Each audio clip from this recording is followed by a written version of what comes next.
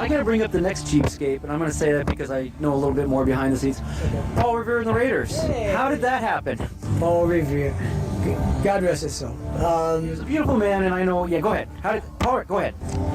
I was living in Miami and was playing in a band with Omar Martinez. Yeah, Stone Disco. I was living in Miami and playing with Omar Martinez in a band called Hot Ice.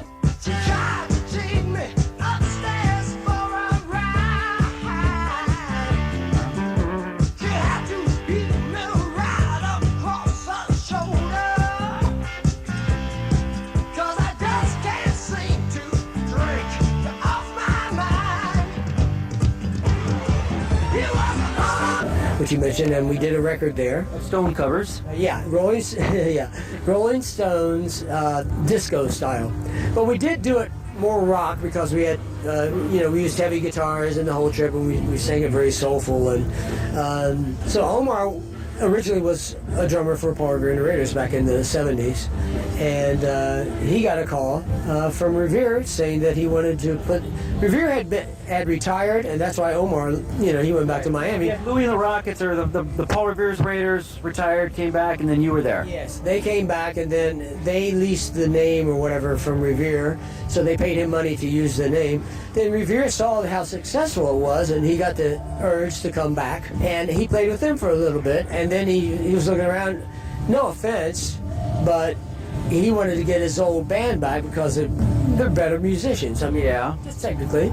And I don't think the band was bad. I never heard. Well, no, I heard some of them because a couple of the guys stayed on when Omar and I came, or Omar came back and he took me with him. So basically, he fired the lead singer. So he needed another lead singer. Omar said, you got to take Michael, even though Omar was a great singer. And also Danny Krause, who was our keyboard player. Yes.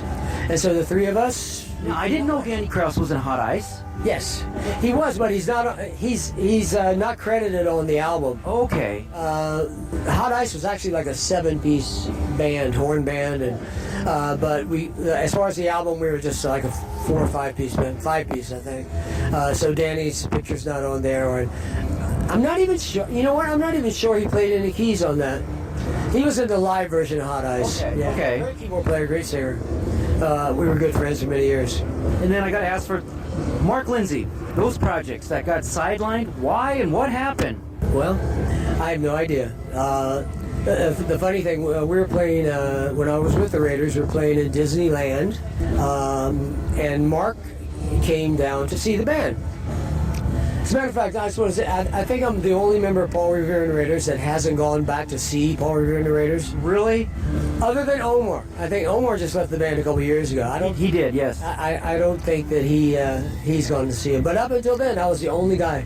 And when I quit, Revere tried to tell me, man, you're going to miss it. You're going to come back. I've had so many guys come back, and they're standing there, and you could see that why did I quit this band? But you had Robotech waiting in the wings unknown. Robotech, and I never would have co-written When the Rain Begins to Fall, which paid my rent for years, and it's still... Well, I know the special edition album, the original songs that you did on that, Do You Really Mind, songs like that, Read It in a Magazine, those are classics that miss the mark. They should be redone or something, How did you know that? How do you know about that record?